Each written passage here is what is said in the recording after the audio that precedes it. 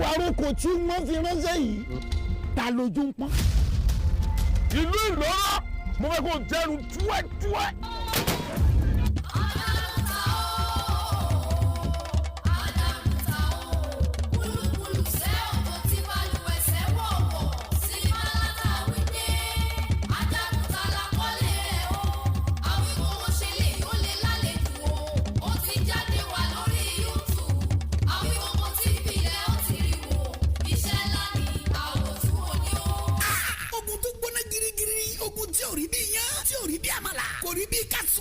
ẹni ká máa rún sinimá látàwí dé ajagun tala kọ́lé ẹ̀ ogun Gbé'Bọn bàtàjà kùn òní kalẹ̀ bó ṣe rúkú wọlé náà rúkú jáde sí ọwọ́ ẹ̀ bọ́ra burúkú ni o ọjọ́ ìjà wọn ránṣẹ́ pasabari ọjọ́ ogun dé wọn ránṣẹ́ pológun tógun lájagun tà ń bọ̀ ó gbọ̀tún yọ gbòsì yọ gbàgbédé méjì yọ gbogbo apálò gángan lájagun tà tí wọ́n wá o kò fi bẹ́jà kò fàdájà kò fọkọjà àtẹ́lẹwọ́ ló fi ń jagun ṣẹ́gun iná barawuta òjò palami ọkà yọ làálà ibi tó ti rí wa gbára yìí kò sẹ́ni tó yẹ sinimá titun ajagun ta it's a blockbuster written and produced by Adéoyè Abẹ́fẹ́ Awíkóńkó directed by Ṣeun Akínsànyà correct man packaged by Mary Akíọ́lá starring Sanusi Isiakapa Kabiru Adéyínká Arínájà Ralph Níyì Délé Fágbóyọ̀ Adéwálé Alẹ́bíoṣù Ọláìdé Àjàní Àtòríbẹ̀wù Tamatiye Eléjìgbò Abẹ́ni Ẹ̀rọ Adéoyè Abẹ́fẹ́ Awíkóńkó fúnra ẹ̀ Mary Akíọ́lá àti bẹ́ẹ̀ bẹ́ẹ̀ lọ nínú sinimá náà ìta àgbàkọ́lé ẹ̀ ní ajagun ta subtitled in English tragic comedy ni bó ṣe gbóná girigiri tó gbé ọkàn sókè róró bẹ́ẹ̀ ló ń panilẹ́rìn àríntàkìtì sinimá titun ajagun ta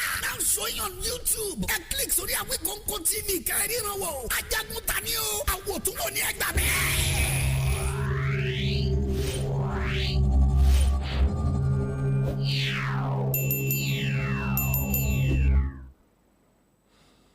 Àkàndá ọ̀rọ̀ Awíkóńkó lóko mi jẹ́ Àjàó àrò Awíkóńkó aṣọ lójú ọlọ́rọ̀ bọ́lọ́rọ̀ bá gbọ́ kí n bàbá ńlá bàbá ọlọ́rọ̀ ṣe mo kí gbogbo ọmọ Yorùbá jákèjádò àgbáyé mo kí n tẹ̀sọ́tẹ̀sọ́ mo kí n tológun mo kí n tológun mo kí n tọ̀jọ̀gbọ́n mo gbàdúà àánú Olódùmarè ò ní fẹ́ nìkọ̀ọ̀kan wá sílẹ̀ ńlẹ̀ káàárọ̀ oòjíire ò ní dàrú kò ní bàjẹ́ lágbára Ọlọ́run Àkàndá mo ní kí n wé fún yín pé nítorí ọ̀pá ajé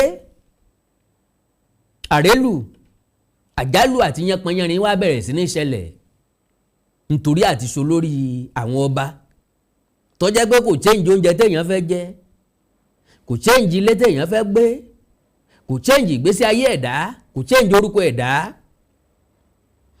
lóríṣiríṣi àwọn èèyàn fẹ́ fèrú gbàbùkún làwa bẹ̀rẹ̀ sí ní wú àwọn ìtàn tó ti kú ìtàn tó ti nù ìtàn tó ti rà ìtàn tó ti parẹ́ àwa bẹ̀rẹ̀ sí wú jáde àbí tá a rò bó ti parẹ́ àwa bẹ̀rẹ̀ sí wú jáde padà wíwú jáde ìtàn táwa ń wú jáde òní tó jẹ́ kí gbogbo wàhálà yìí ó dùn torí pé àwa kan mẹ̀lẹ́ ń bẹ̀ amẹ́lẹ́ngọ́ apẹ̀pín ìsíkọ̀rọ̀ ibì kan àwa bẹ̀rẹ̀ sí ní gbọ́ ìtàn lọ́tún àtòsì àwa fi ń sòdiwọ̀n ìgbésí ayé wa a fi ń ní ẹ̀kọ́ sí a fi ń ní ìrírí sí a fi ń ní ìmọ̀ sí lójoojúmọ́ ṣé ẹ gbàgbé mo sọ̀rọ̀ nípa ọ̀rọ̀ tí bàbá wo Olúgbọ́n sọ nípa àbádòfin tilé ìgbìmọ̀ asòfin ìpínlẹ̀ Ọ̀yọ́ nípa ta ló yẹ kó máa sọ lórí àwọn ìgbìmọ̀ lọ́balọ́ba àtàwọn ìjòyè tí ń bẹ nípínlẹ̀ Ọ̀yọ́ tẹ́lẹ̀tẹ́lẹ̀ Aláàfin nìkan ní jẹ́ ṣùgbọ́n nísìn wọ́n wá ní baálé ilé ti di mẹ́ta ìtàn adìẹ sì rèé méjì péré ni á ti wá sórí ọmọ tọ́wọ́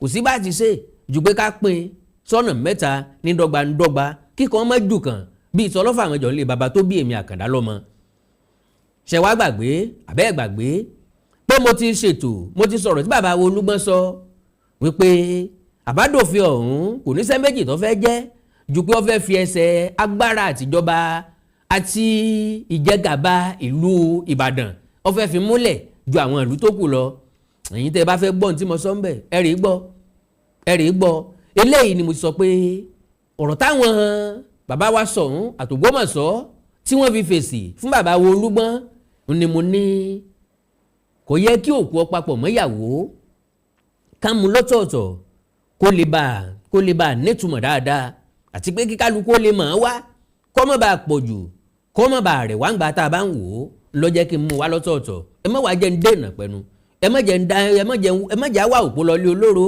ẹ má jẹ́ àṣẹ̀ṣẹ̀ mọ́ pọ̀ ṣẹ̀ṣẹ̀ ká ẹ̀ṣẹ̀ mọ́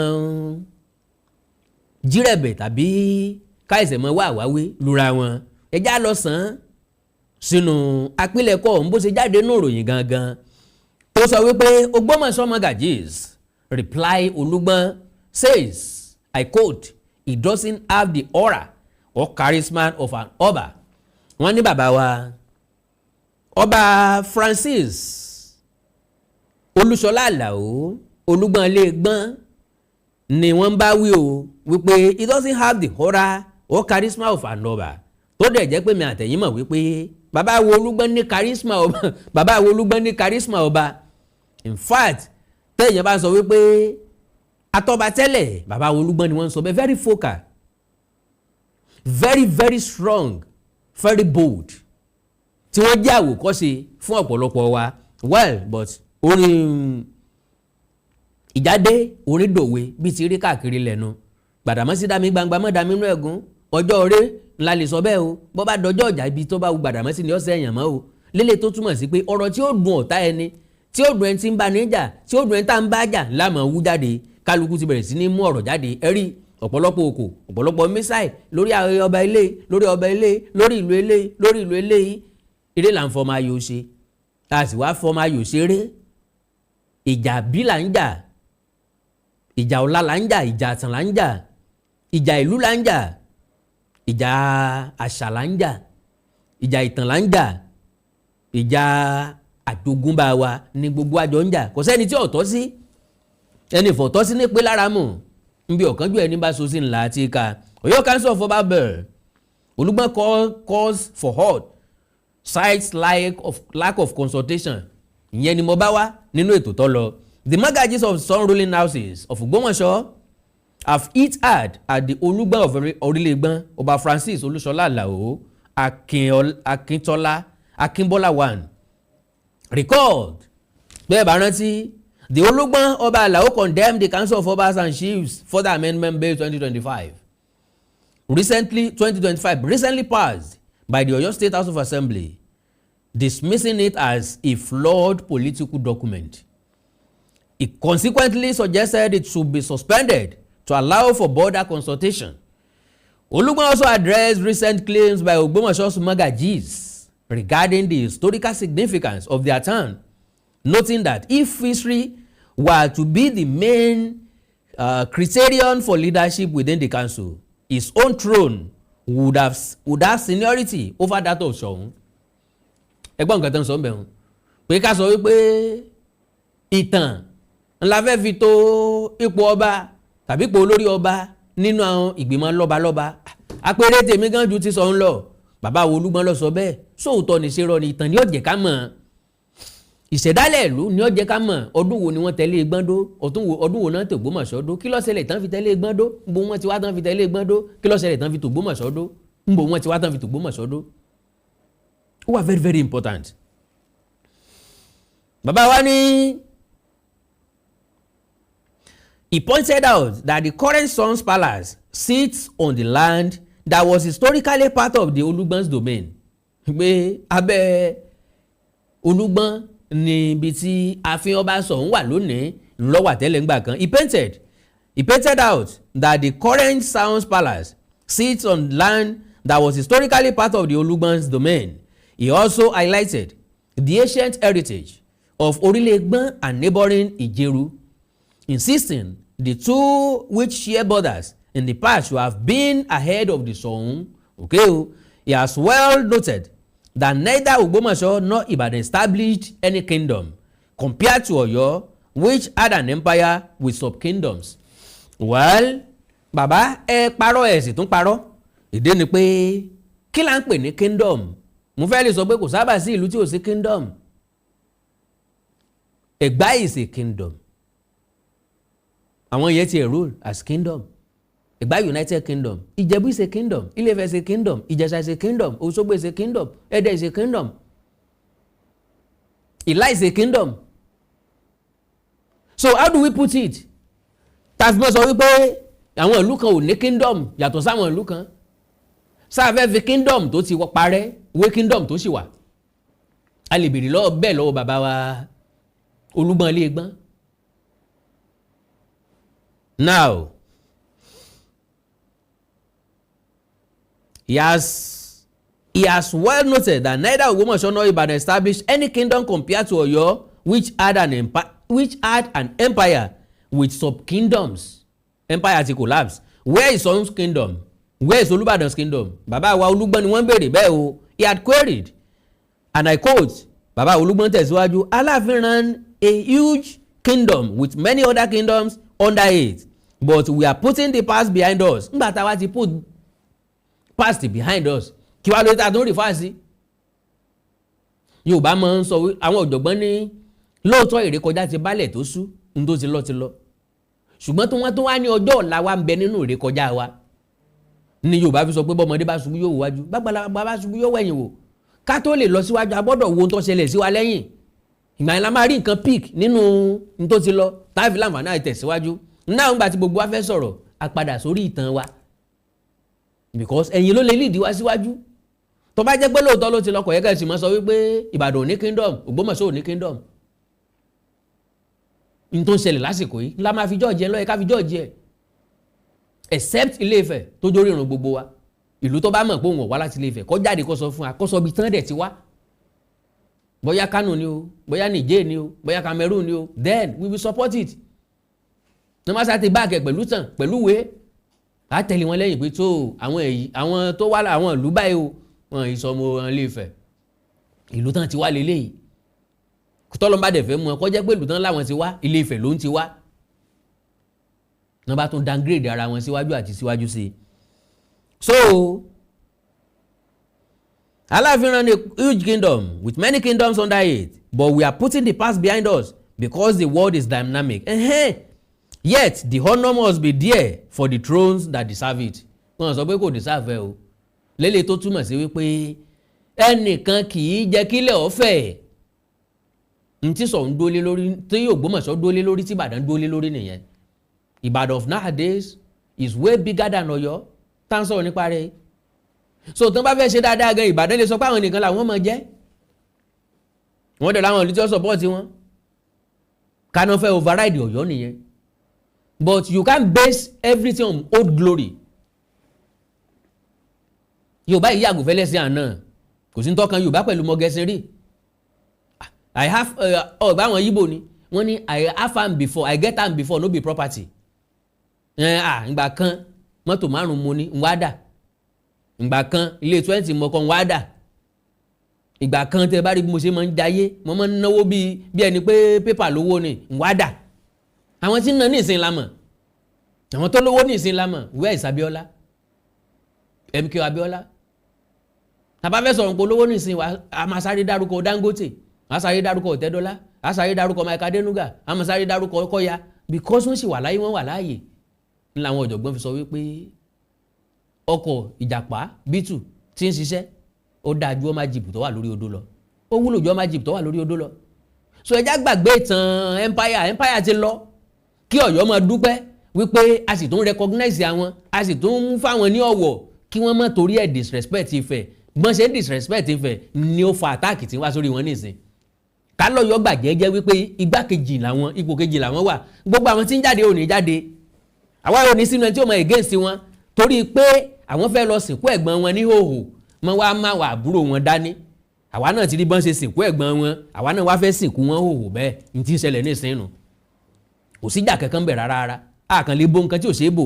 Now, wọ́n ní these claims have expectedly touched raw nerves in the mogajis of the Soun ruling houses, who had fired back with scathing rebukes. In a statement signed by the 5 mogajis, family heirs, Prince Ọláwuyì, Ìtàbíyì, Aburumaku, Ojú Aburumaku, inú ìdílé Ojú Aburumaku náà ti máa wá o. Bóyá Aburumaku dẹ̀ pé méjì. Síkírù Oyèyọ́lá Gbàgún, Ọláwálé Ọláoyè Láoyè, Oyèbáméjì Oyèdèjì Bọ́láńtà, and Ìlúfòyè Láyọ̀dé Ọdúnàrò, and made available to newsmen. Ọba Àlàó was dismissed as delusional. Ìwé lọ nǹkan kọ́ wájú mi lọ sọ bẹ́ẹ̀ mi kọ́ o. They noted that they would not have responded to his outburst, but that the need to put him in his place guided our decision. They now implored him to embrace reality and stop pursuing shadow, pointing out the Soun had surpassed him. That is, bó bá tiẹ̀ jẹ́ pé lóòótọ́ ni bàbá wo Olugbon ń sọ, to the best of my understanding, in the history of traditional ruler of Oyo State, the Olugbon throne is deservedly respected. Kò sí ìlú nípínlẹ̀ Ọ̀yọ́ tí ó fojú bíntín kéré ilé Gbọ́n, no matter bó ti wù kí ilé Gbọ́n kéré tó, kí wọ́n má tóbi tó, because ìlú ìṣẹ̀ǹbáyé ni ilé Gbọ́n. Wọ́n ní ipò pàtàkì nípínlẹ̀ Ọ̀yọ́. Eléyìí ò wá sọ wípé káwọn náà overlook agbára Soun, agbára Ògbómọ̀ṣọ́, existence Ògbómọ̀ṣọ́, population Ògbómọ̀ṣọ́ àti ti Ìbàdàn. Òótọ́ ọ̀rọ̀ ló délẹ̀ yìí ká bára wa sọ. Ká má fi sentiment sí. Gbogbo àwọn bàbá wa ti ń fi sentiment sí. Because wọ́n ti ń claim loyalty. Mo gbọ́dọ̀ support ọba ilé. Mo gbọ́dọ̀ wá ojú rere ilé yìí. Èmi àtẹ́lẹ̀ ìlọ̀rẹ́. Ilẹ̀ Yorùbá ò yẹ kó rí bẹ́ẹ̀ o. Ilẹ̀ Káàárọ̀ Oòjíire ò yẹ kó rí bẹ́ẹ̀. Kì í ṣe ntọ́ yẹ, kì í ṣe basis tó yẹ kó ó dúró lé lórí nìyẹn. It has to be put on truth foundation. Òótọ́ ọ̀rọ̀ nítorí pé n tá à ń ṣe lé ní ìtànilọ́la. Ìtànilọ́la. Àwọn gbogbo ẹ̀yin ọba ìpínlẹ̀ Ọ̀yọ́, gbogbo ẹ̀yin ọba ilẹ̀ Káàárọ̀ Oòjíire, ojú yín rèé lóde. Ìtìjú ńlá ló yẹ kó jẹ́ fún yín. Ńgbà tá a bá wá sáàfin yín pé kẹ́ ẹ máa sọ̀tàn fún wa. Tẹ́ ń rọ́bìṣì wa, tẹ́ ń over, tẹ́ ń underrate wa. Bí ẹni pa àjámọ̀ nǹkan kan, bí ẹni pa wá tọrọ owó lọ́wọ́ yín. Majority yín ọ̀mọ̀ tàn ló délẹ̀ yìí. Majority yín ọ̀mọ̀ tàn. Àwọn tó mọ̀ tàn wọ́n ríra wọn torí pé àwọn tìjọba wọn lè bó níròyìn kan sọ̀rọ̀. Bí ọba ti jó níròyìn tó lórúkọ, àwọn níròyìn tó lórúkọ ò lè rescue yín. Tàwa tá lórúkọ ìlà lè rescue yín. Because majority oníròyìn tó lórúkọ, àwọn ẹ̀sẹ̀ máa wá káàkiri nínú òwe ni. Àwa gbọ́, àwa tún kàwé mọ́. That is 100% truth. Lọ́wọ́ adélẹ̀ yìí Yorùbá sì nítorí ajá òde la ṣe káàtì lélẹ́yìn. Ajá òde máa gbó lásán ni. Ajá ilé wọ́n wà nílẹ̀. Ó lè wà lórí orun bẹ̀ kó máa bú wáwù tòde náà ó fàdí sẹ́yìn yọ́kàn máa gbó látọ̀ kan ni. That is the basis. And that is the reality of it.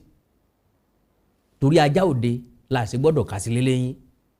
Àwa tá a wà nílé ẹ fojú bẹ́ntín ẹ fojú kéré wa. Wọ́n tán bá gbé television station kan wá láti UK nísìn a máa respect ẹ gan. Àwọn yẹn máa wá document nǹkan tí ò ní di sílẹ̀ fún wa. A dẹ̀ máa believe ẹ̀. Àwa tá a wà nílé náà la máa rubbish ẹ o. Because àwa la ní jẹ̀ ní ò lọ́wọ́ a sì gbé jáde against wọn. Kò jù bẹ́ẹ̀ lọ. Wọ́n ní okay, the Magajis also stressed they had no issues with the authentic Olugbon dynasty. Wow. And has no desire to have spat with them, but that Oba Alao have continued to be provocative. They noted, we were again treated to a Cyrus show by the Olugbon of Orile-Gbon, Oba Francis Olushola Alao, sequel to the passing of the Council of Obas and Chiefs Further Amendment Bill 2025 by the Oyo State House of Assembly. And I quote, his outburst are so ridiculous and his postulations and reasoning lack depth. It's at best a contradictory statement, neither here nor there. We wouldn't have responded to his jaundice statement, but there's the need to put him in his rightful place. He queried, where is Ogbomoso? That is, wọ́n béèrè lọ́wọ́ wọ́n kò ti ọ̀rọ̀ Ọba Francis Olushola Alao. He queried, where is Ogbomoso kingdom? The Igbo he claims to rule over is part of the Ogbomoso kingdom.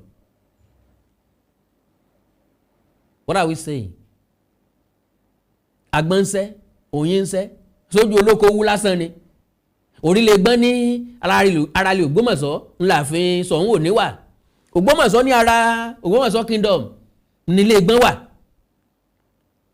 Ìtàn ni ẹ kó jáde fáwa. táwọ̀ bá ń sọ eléyìí tó síwájú kan àwọn ò lè èpo lójú àwọn sọ bó ṣe rí ni ẹ sákòjẹ́ ní ìtàn wá ẹ fi gẹ̀ẹ́sẹ̀tì báàkì ẹ fa àwọn ìtàn original ìtàn ni ẹ kó ta fẹ́mi o ká sọ ìtàn kọ́kọ́ dé àtẹ̀ tó dé sì kejì then so the Igbon he claims to rule over is part of the Ogbomoso kingdom. He wants to know, has he forgotten how Ogbomoso provided refugee to thousands of displaced people, including Igbon, during the inter and intra-tribal wars of the 1800s? Do we need to spell it out to him that action swelled the population of the existing Ogbomoso kingdom and is today part of the reasons Ogbomoso is ahead, making it to surpass the likes of Olugbon kingdoms, rise and fall of Oyo Empire in spite of its wide extent fell, and the so-called Igbon kingdom he alluded to fell from under the suzerainty of Ogbomoso. Their original home, Igbon Sakin, is known to be in the present Idofia in Kwara State. Mo mọ̀ pé ibìkan lórí Igbon wà tẹ́lẹ̀. Igbon Sakin is not the one in Ogbomoso when Igbon was torn in the vicissitudes of life. It was Olugbon that led his people to Ogbomoso, and the Ale of Okilerin became their landlord. Another band of the displaced Igbon people went to Ejigbo, another to Lalukman area in Ibadan, and another is between Ote and Eyenkorin in Kwara State. Everybody ìtàn tí ń jáde báwọn. The present orílẹ̀ Igbon in Ogbomoso belongs to Orisafayo that subjected him to the Soun, as affirmed by Johnson in his history of the Yorubas. But wherever the representative head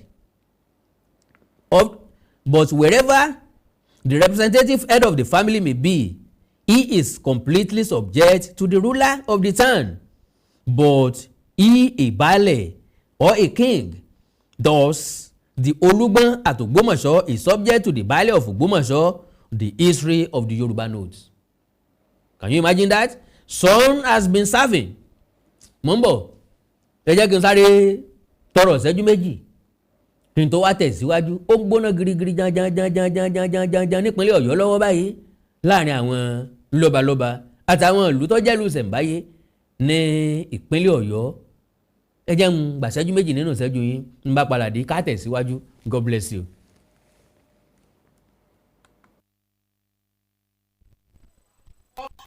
Fi ń gbọ́ wa ò ní di orúkọ tèmi ni Gbé'Bọn gẹ́gẹ́ bí ìṣe wa ipe ìlera yín òun ló jẹ wá lógún a tún ti dé bí a ṣe ń dé o. Gbogbo ẹ̀yin tí ẹ ní ìṣòro tó jẹ́ pé ọkùnrin tó dàbí obìnrin nínú ilé, ọkùnrin tí ò lè ṣojúṣe ẹ̀ pẹ̀lú ìyàwó ẹ̀ kàn sí iléeṣẹ́ Gbé'Bọn. Ẹ̀yin tó jẹ́ pé pépà lẹ máa kà lálálẹ́ ẹ má ka pépà mọ́ ẹ kàn sí wa. A ní pákéjì oríṣiríṣi fún yín, a ní 3-in-1, a ní 2-in-1 fẹ́yìn ọkùnrin tó lè jẹ́ kẹ́ tó máa jẹ́ kẹ́ ṣe bó ṣe yẹ kẹ́ ṣe.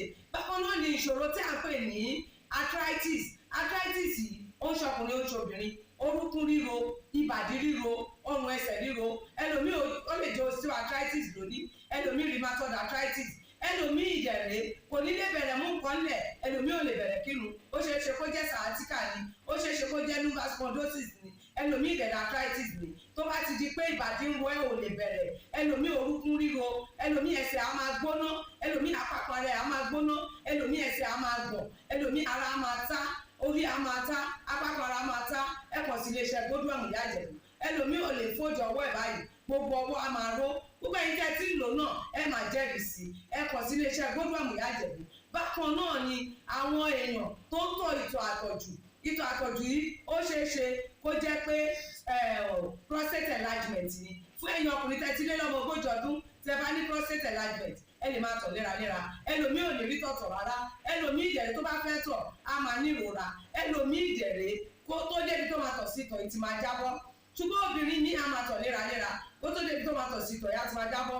Ó ṣe é ṣe kó jẹ́ weakness of bladder làwọn ní, àbí kó jẹ́ infection, àbí kó jẹ́ diabetes insipidus tí a mọ̀ sí àtọ̀gbẹ. Ìyẹn náà lè fà á ká máa tọ̀ púpọ̀ jù. Ẹ kàn sí iléeṣẹ́ Gbé'Bọn Ìyá Ìjẹ̀bú. èyíkéyìí tó lè fà kẹ́ ẹ máa tọ̀ púpọ̀ jù ara iṣẹ́ wa ni lára iṣẹ́ tèmi jogún látọ̀dọ̀ bàbá mi àtọ́jú yín gbogbo ẹ̀ ó sì padà sí àyè ẹ̀ bó ṣe tó àti bó ṣe yẹ.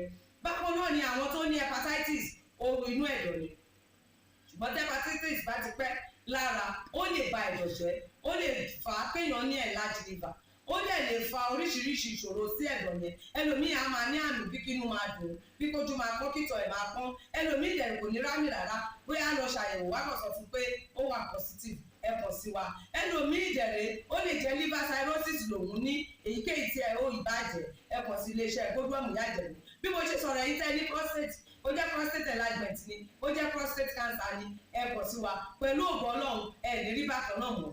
Mo ti sọ fún yín gbogbo ìṣòro yòówù kẹ́ni ewé àti gbòǹkan mélé tí àwọn bàbá wa ń lò láyé àtijọ́ tá a ti gbé kalẹ̀ lọ́nà ìgbàlódé tó sì ṣe bẹbẹ lágbára òun là ń lò fún ọmọdé àti àgbà. Ẹ kàn sí wa ẹ ní kábàámọ̀ pẹ̀ ṣe bẹ́ẹ̀. Ẹ̀rọ ìbánisọ̀rọ̀ mi ni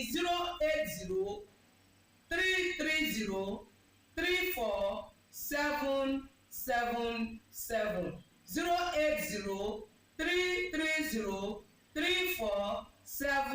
080-330-34777. Ẹ bá wà l'Amẹ́ríkà kẹ́ ẹ wà ní Spain kẹ́ ẹ wà ní UK ibikíbi tẹ́ ẹ bá wà ó jẹ́ Canada ni ó lè jẹ́ Port Harcourt ni ó jẹ́ Abuja ni ibikíbi tẹ́ ẹ bá wà ẹ kàn sí iléeṣẹ́ Gbé'Bọn Ìyájẹ̀bú.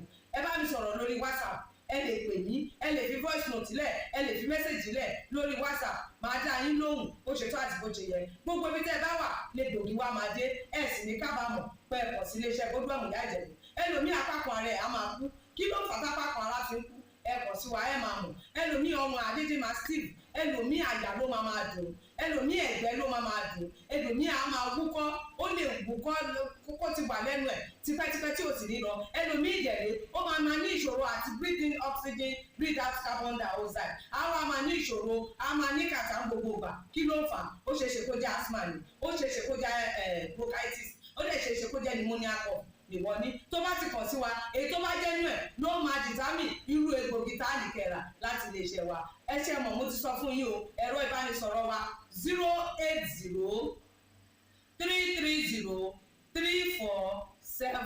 080-330-34777. Iléeṣẹ́ Gbé'Bọn last bus stop yín ni pẹ̀lú agbára Ọlọ́run. Remember, if it is not Gbé'Bọn, it can never be like Gbé'Bọn. I used to tell you, health is something to be treasured. Ire o. Ẹ káàbọ̀ padà gẹ́gẹ́ mo sọ wípé ìpínlẹ̀ Ọ̀yọ́ ń gbóná lálá tó lọ sókè ń bọ̀ ńlẹ̀. Àwọn bàbá wa tí wọ́n ń lejú mọ́ra wọn bára wọn jà gbóhùn sókè síra wọn lé pọnpọn mọ́ra wọn wọ́n máa kúlẹ̀ dáhùn àwọn àgbàlagbò kì í jìjà rú ìjà tán là ń jà lọ́wọ́ káàkiri gbogbo ilẹ̀ káàrò òjìire la ti ń jà á. Ó kàn jẹ́ wípé ìpínlẹ̀ Ọ̀yọ́ ní ìṣẹ̀lẹ̀ ti ṣẹlẹ̀ ìpínlẹ̀ Ọ̀yọ́ ní gbóná ní yọrùkú lálálá ìpínlẹ̀ Ọ̀yọ́ ní gbóná ní yọrùkú lálálá. Ọ̀pọ̀lọpọ̀ ẹ wá rí nísìn wípé anìkanrìn ní sọmọ ejò ló fò. Ọ̀yọ́ dárìnrìn àjò wọn ìgbéraga jẹ́ kí wọ́n ríra wọn tán ní la fi wá ń sọ wípé wọn ò jẹ́ nǹkan kan. Ẹ̀dá kan ò gbọ́dọ̀ yìn rẹ̀ yíyìn àwọn èèyàn ní máa ń yìn èèyàn. Do not say how great you are. People will render you useless. Àwọn èèyàn ní máa ń sọ pé oh you are great. You can't say I am great. Ìgbéraga ní máa ń jẹ́ èèyàn sọ pé I am great. Bó bá ti wá sọ pé o great àwọn èèyàn kí ni greatness wà lára rẹ̀? Meanwhile ẹni yẹn dẹ̀ lè great lóòótọ́. Mò wọ́n á fẹ́ jẹ́ kó mọ̀ wípé o great. N ti ń ṣẹlẹ̀ sọ́yọ́ Aláàfin lọ́wọ́lọ́wọ́ nù. So èsì àwọn bàbá wa mọ́gàjí Ògbómọ̀ṣọ́ tó jẹ́ pé nǹkan bá ti sọ Ògbómọ̀ṣọ́ ló sọ. Bẹ́ẹ̀ ni bí náà bá láwo kò lè gòkè odò. Eégún tó bá ní baba nígbẹ̀jọ́ ní jìjà gbòòrò wọ́n já lọ ẹ mọ̀ jà lọ ẹ fà kó tó ra wọn mọ̀ wọn lẹ̀. Eégún tó bá ní baba nígbẹ̀jọ́ ní ṣe bẹ́ẹ̀. Yorùbá ní bájá bá lẹ́ni lẹ́yìn yóò pè sóró bólógìní bá lẹ́ni lẹ́yìn yóò pòdù ọ̀yà ajá tí ò bá lẹ́ni lẹ́yìn kó tó lè pọ̀bọ yóò ṣe o.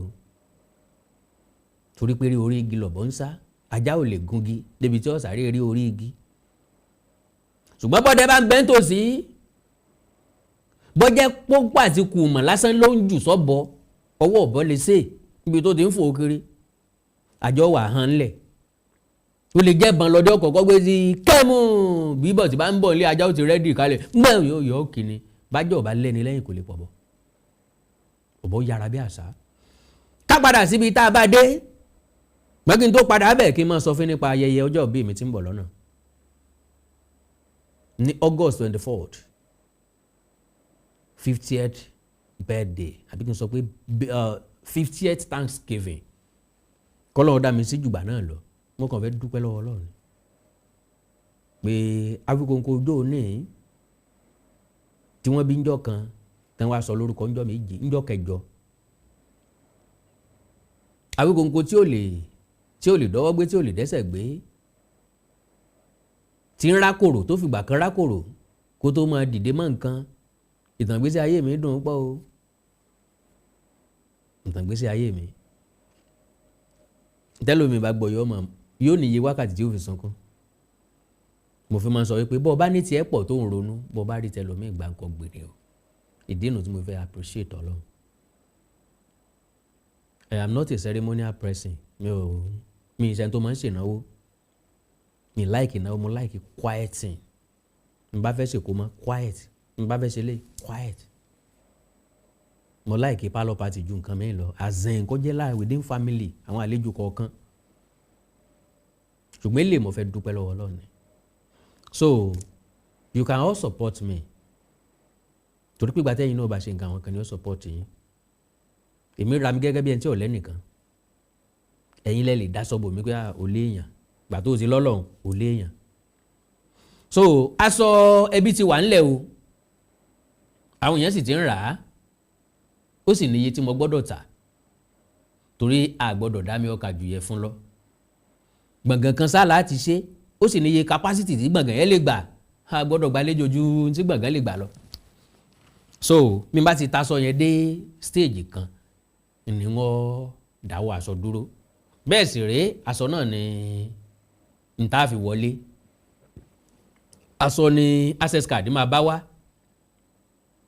so bẹ́ẹ̀ bá fẹ́ nípa àsìpín ń bẹ̀ àkọ́dẹ̀ pọ́n dandan kẹ́ ẹ wá bẹ̀ ẹ sábì mi ra aṣọ kẹfì lẹ́yìn support mi ẹ sá kàn mọ́ rántí pé o aṣọ 50th birthday Awíkonko lélẹ́yìí ẹ bá wà lábúrọ̀dù bẹ́ẹ̀ bá lẹ́ni tí ọba ń gbà ẹ sanwó ẹ̀ tèmi ni pé kẹ́ ẹ bá ń raṣọ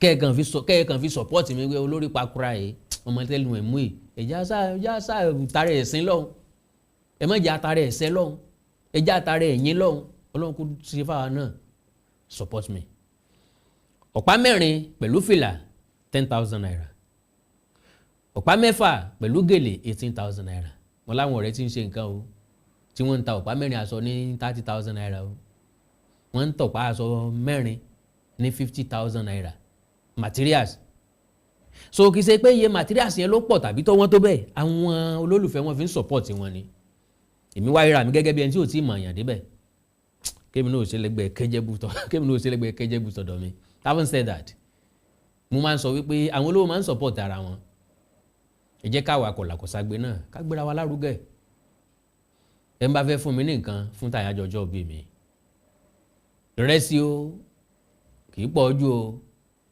màálù o n kò tiẹ̀ tí ì rà rárá n kì í tí ì ra màálù ọ̀pọ̀lọpọ̀ nǹkan sì ló wà nílẹ̀ náà tí mo gbọ́dọ̀ rà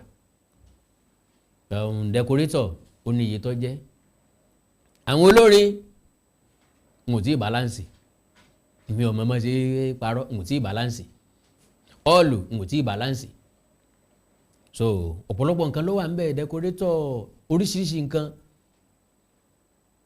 aṣá gbọ́dọ̀ ṣe kó wà colourful because àwọn ọ̀jọ̀gbọ́n ní what doing well what doing well bí èèyàn bá ṣe kéèyàn ó ṣe bí èèyàn bá ní ṣe kéèyàn má wulẹ̀ ṣe ó pay so bẹ́ẹ̀ bá jẹ́ pé ẹ fẹ́ raṣọ àbó wí láti kún mi lọ́wọ́ ẹ fẹ́ support mi ẹ já sọ̀rọ̀ lórí WhatsApp +234 904 851 9362 +234 904 851 9362 ọjọ́ ẹ̀yẹ yín kò ní báyìí nínú sàárè lágbára Ọlọ́run ìjà tá ń jà lọ́wọ́ yẹ mọ́jà rí níjà ọ̀tá ìjà kó lè bá a dáa ni torí tí ó bá dàrú láwọn àgbà kan kì í ṣe é tó ni Yorùbá fi ní bíyà ò bá kárí kì í ṣe gbọ̀n ìyà ìpínlẹ̀ Ọ̀yọ́ nìsín ó kárí ló ṣe ṣe gbọ̀n kì í sọ̀yọ́ nìkan lọ́kàn ó kàn Ògbómọ̀ṣọ́ ọkàn Ìbàdàn ló fi wá kan Ṣakí ló fi kan lé gbọ́n ọkàn Bàràpá ọkàn Òkè Ògùn ẹ rí i pé àsìkò ìgbà náà nìyà yẹn tó gbọ̀n.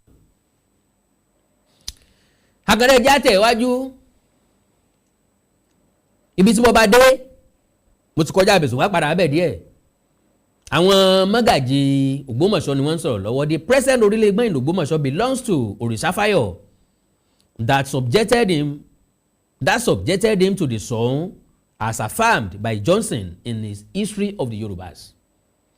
But wherever the representative head of the family may be, he is completely subject to the ruler of the town. But he, a baale or a king, thus the Olugbon at Ogbomoso is subject to the baale of Ogbomoso. The History of the Yorubas notes. Soun, I quote, Soun has been serving as the consenting authority to the Olugbon chieftaincy. The immediate past Soun is Imperial Majesty Ọba Jimoh Ọládùnní Oyèwùmí Ajagungbadé III, JP, CONCFR, consented to the installation of the immediate past Olugbon Ọba Samuel Adegboyega Ọ̀ṣunbádé. It's also on record that he himself saw the consent of Ọba Oyèwùmí Ajagungbadé III when he was to be installed. Has he forgotten the saying, quote, ó dé bá Olúgbọ́n, Olúgbọ́n mú mọ́ra, bracket, calamity befell Olugbon, he endured it.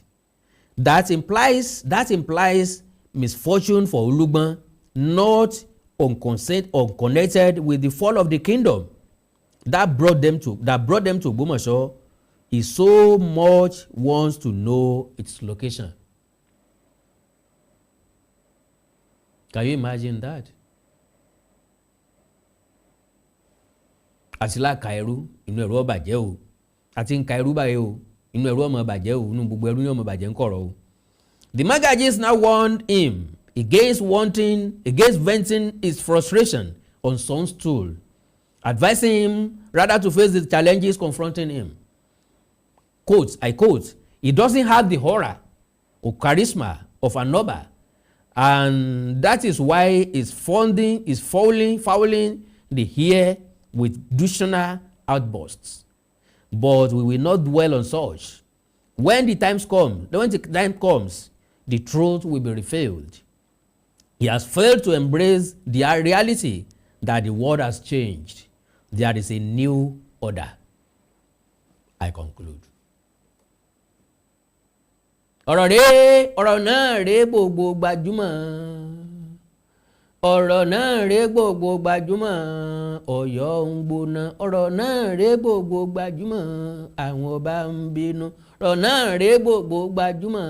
Ta ló fẹ́ ṣe olórí? Ọ̀rọ̀ náà rèé gbogbo gbajúmọ̀. Ṣé Ṣọ̀ún ni? Ọ̀rọ̀ náà rèé gbogbo gbajúmọ̀.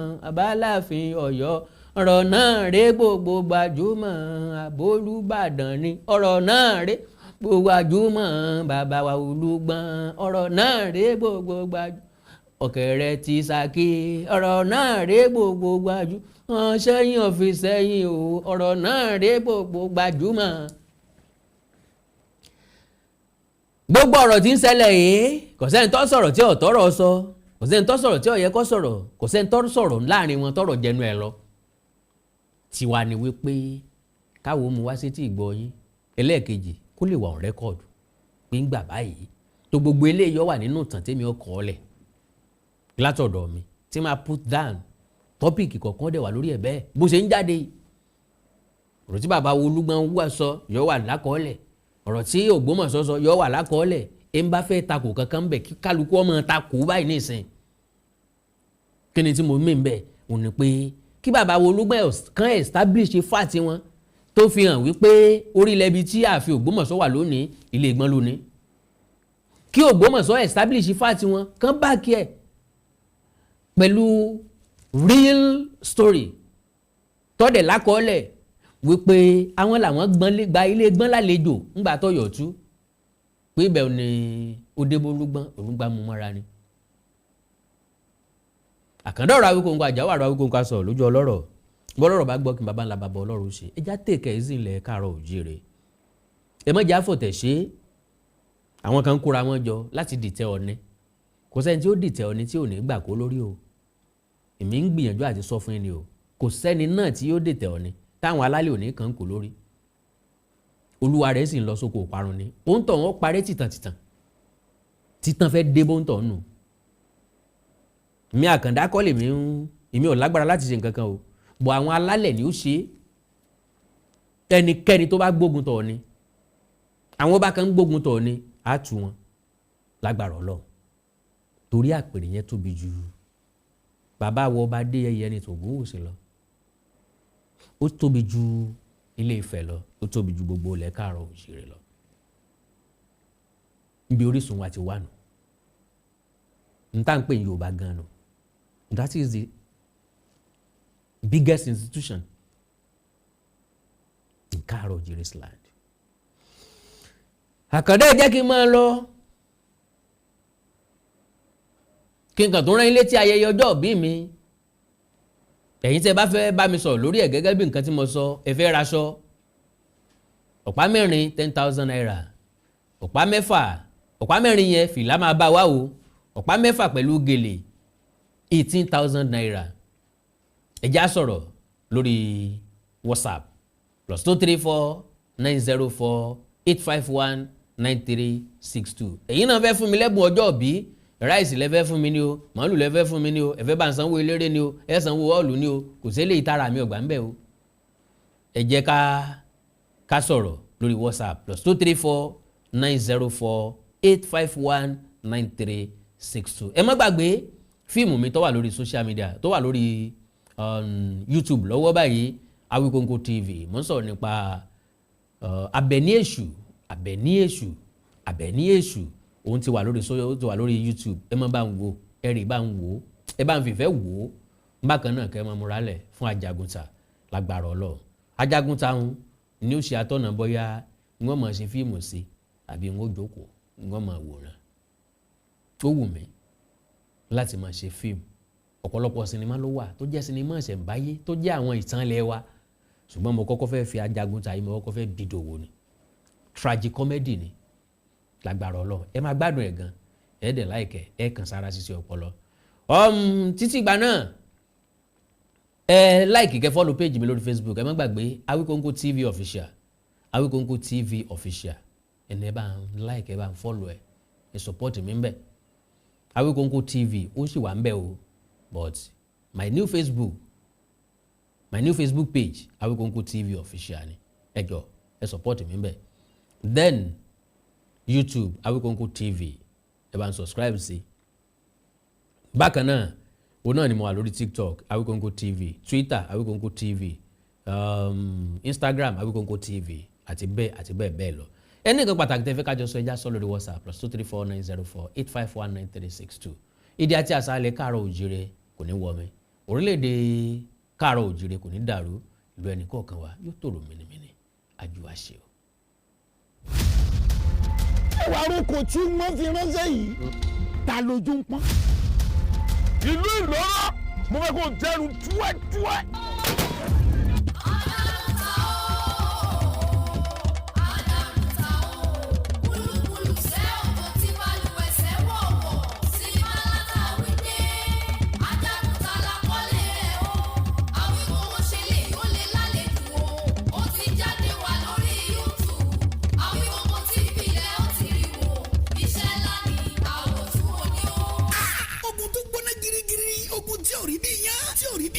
kò rí bí kásùn tóbi ní ẹni ká máa rún sinimá látà wíde Ajagunta la kọ́lé ẹ̀ ogun gbẹ̀bọn bàtàjà kun òde kalẹ̀ bó ṣe rúkú wọlé náà rúkú jáde sí ọwọ́ ẹ̀ bọ́ra burúkú ni o ọjọ́ ìjà wọn ránṣẹ́ pasabari ọjọ́ ogun dé wọn ránṣẹ́ pológun tógun l'Ajagunta ń bọ̀ ó pọ̀ tó yọ gbòsì yọ gbàgbédé méjì yọ pọ́pọ́ apálò gángan l'Ajagunta tí wọ́n wá o kò fi bẹ́jà kò fàdájà kò fọkọjà àtẹ́lẹwọ́ ló fi ń jagun ṣẹ́gun iná barawuta òjò palami ọkà yọ làálà ibi tó ti rí wa gbára yìí kò sẹ́ni tó yẹ sinimá ti tún Ajagunta it's a blockbuster written and produced by Adéoyè Abẹ́fẹ́ Awíkonko directed by Seun Akínsànyà correct man packaged by Mary Akíọ́lá starring Sanusi Isiakapa Gabi Kabiru Adéyínká Arínájà, Ralph Níyì, Délé Fagboyọ̀, Adéwálé Alébíoṣù, Ọláìdé Àjàní Àtòríbẹ̀wù, Tamatiye, Eléjìgbò, Abẹ́ni Ẹ̀rọ, Abíoyè Abẹ́fẹ́ Awíkóńkó fúnra ẹ̀, Mary Akínọlá àti bẹ́ẹ̀ bẹ́ẹ̀ lọ. Nínú sinimá ńlá ìta àgbàkọ́lé ẹ̀ ní Ajagunta, subtitled in English, tragic comedy ni. Bó ṣe gbóná girigiri tó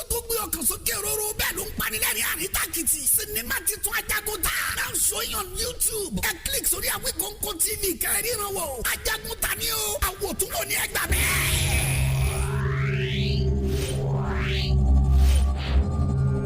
Yeah.